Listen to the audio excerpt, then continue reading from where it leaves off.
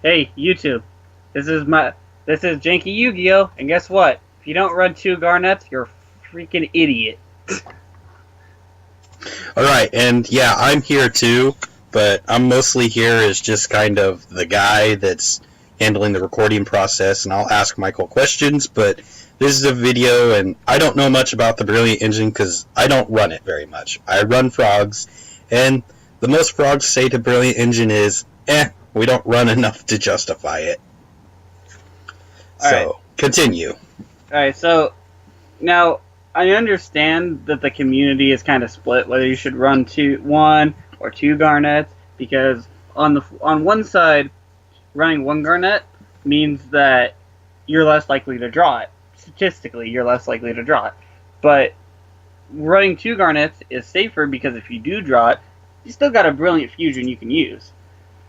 Now, the other issue with it, but statistics don't always work out the way they are meant to, and running two, you are actually statistically more likely to draw your one-ofs more than multiple copies of your two and three ofs. Now, I know I said that statistics don't always work out in their favor, but when you get into it, yeah, statistics are in your favor in running two of over one of, because like I said, you may be less likely to draw it as a one of, but if you do draw it as your one of, you go from turning with two copies. If you draw one copy of it, you only have two dead cards left in your deck. You have the other Garnet, which would be a dead draw, and you have the Darlington Cobra, which is a dead draw. Whereas if you ran one and you draw it, you have four other dead cards in your deck to draw. I can also pull up the hypergeometric calculator and show you that your chances of drawing two of them in your open hand is less than actually drawing one of them when you're only running a one of, I believe. Because you start getting into the multiple chances and stuff. Like, yes, you're going to open up with one more often if you run two, but somehow along the way, in Michael's mind, it's developed that it equals itself out. Well, because maybe it's just me, but I'm really good at drawing my one-ofs. Yeah. I cut it up to two. Now, we have my Troop Dupe Scoop deck as a example of this that we're using, because I have two garnets in here, but you'll notice that while I say to run two garnets, I'm only running one Darlington Cobra, and the difference is that Garnet, while yes, it sucks to draw it, it's still a 1900 beat stick. Nothing else, you can just summon it and punch their face. Yeah. The way Konami intended. But with Darlington Cobra, once it's got 1,000 attack points, it ain't beating over crap. You're gonna have to set that, and then it's gonna look real awkward. And yes, like I said, it is statistically less likely that I will draw the Darlington Cobra. Another thing that I don't like is that Darlington Cobra's effect is once per duel. So, meaning that me summoning it and using its effect multiple times doesn't do anything. It being a level 3 monster doesn't really help me that much, because if you notice in my extra deck, I'm running only 2 rank 3s, and one of them is, and I'm going to use one, if not both, in my opening turn, assuming all goes well. So running multiple Darlington Cobras doesn't really have any benefit, as opposed to even running 2 Garnets. So in that sense, yeah. And another thing of why, because if you notice, when I go into my deck building process, the only one-ofs I have are, if it's not limited, my one-ofs are Darlington Cobra, the Glow Bulb, the Thousand Blade, and the 2 traps are both one-ofs, right? That's not limited and not on the limited list and all that.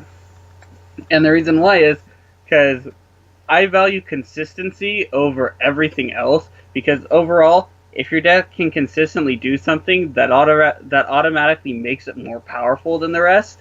So when you have 2 garnets, it's you're gonna consistently be able to use Brilliant Fusion more, in my mind, because if you draw, like I said, if you draw a Garnet and a Brilliant Fusion, you have 2 dead cards in your hand rather than 1 if you just draw rather than 1 if you're playing 2. Also, should be noted that he does do the theory of 3-ofs. He runs 3 of the Scorpio, 3 of the Brilliant Fusion, and 3 of the Machine Dupes, because these 3 cards need to be seen. He also runs 3 of the Card Trooper, but that's because you want the dupe combo to go off.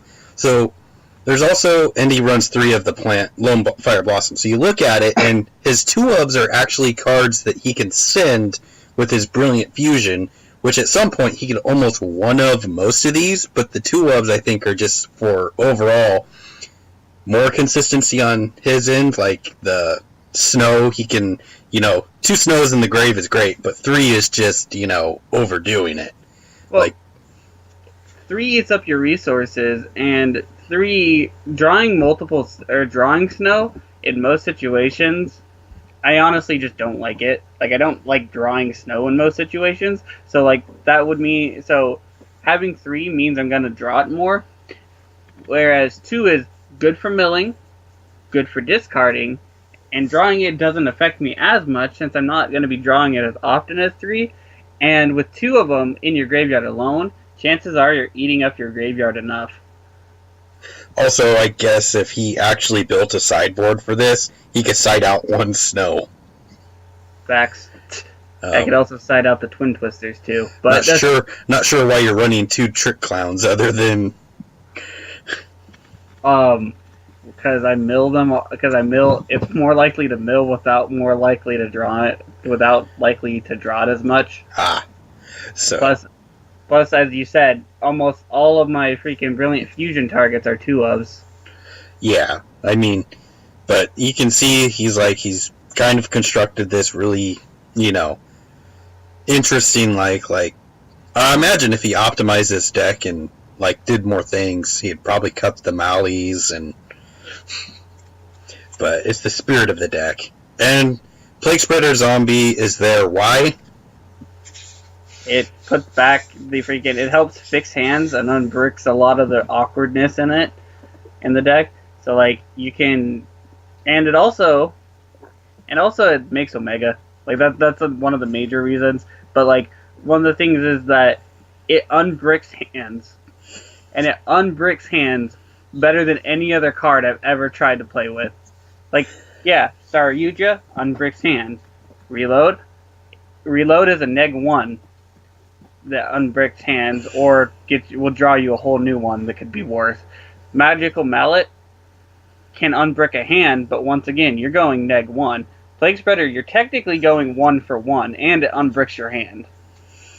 But yeah, I mean, I can appreciate the deck. He's running a lot of 2-ofs, but the key cards to the deck are all 3-ofs, and then the ones that need to stay in the deck seem to be 2-ofs, and believe me, if Juggler was at 3, I'm pretty sure he'd be at 3 in this deck.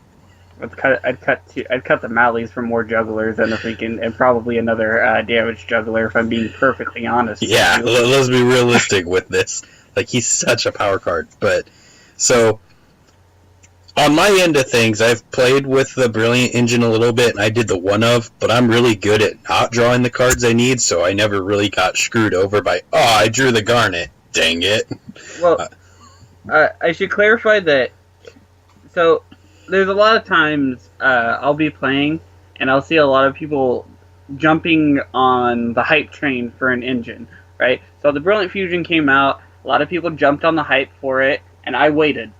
I wanted to wait. I wanted to see, what the hullabaloo was from an outsider's perspective, rather than just jump in full force and see what happens. And I noticed that through playing against YouTube and all that, I found that people often complain, I drew Garnet, I bricked, I can't play the game, it sucks, blah blah blah, my deck loses. Well, my solution? Add another Garnet. and at first I tried the whole one of garnet, and I honestly found myself bricking over and over and over and over again, more than more than just going, well, never drawn my garnet once. Life is good. So, to put it to note, because people are like, oh, you probably only played 10 games. We played over 100 games with this deck. Both of us. With the garnet at 1, we played the heck out of this deck. And the conclusion was, for this particular deck, and the theory of how many garnets to run, the conclusion was 2. At first I was like, that's stupid. But then I tried the version of the deck with 2 of them, and I was like, well, it works, so I couldn't argue with it. Another thing is that this deck also runs Mrs. Radiant. So I did this once, and it was really funny, because I had a garnet left in the deck, and I had a dead Brilliant Fusion in my deck. The Mrs. Radiant got destroyed somehow, so I put back a Gymnite Seraphinite. I was like, okay, let's play another fusion. I mean, it went off, so I mean, there's moments where you can, reuse it too. Not that that's ideal. In fact, most of the time you're better off just discarding the extra copy to get damage in with Seraphinite. I mean, yeah. But that's my main argument for why you should run 2 garnets over 1, is that it leads to less bricking. At least, especially if your luck is one of those that, like, you're like Steafen, you're kind of unlucky, but also lucky in the fact that you don't draw your one-ofs. Yeah. Like, when he wants to draw his one-ofs, he never will, but when he doesn't want to draw them, he doesn't either. Whereas I always draw my one-ofs. I cannot draw Raigeki to save my life. I've done it once. I'll top deck it all day. I'll be like, I'm gonna draw Raigeki, and I do it. But that's like Michael's opinion on the Brilliant Fusion thing, and mine has always been, I don't really play with it enough to actually form a full opinion of it. I did it in Cyber Dragons, and I ran it as a one-of, but so that's like my opinion is like, doesn't matter because I don't play the deck enough. But if you guys think we're wrong, I mean, comment about it, because everyone has an opinion, and, well, this is ours. So, if it's your birthday today, happy birthday, and we'll probably catch you the next time where I'll be talking about starter cards, extenders, and stuff like that, and my opinion on it. I haven't been able to make that yet. So, have a good day.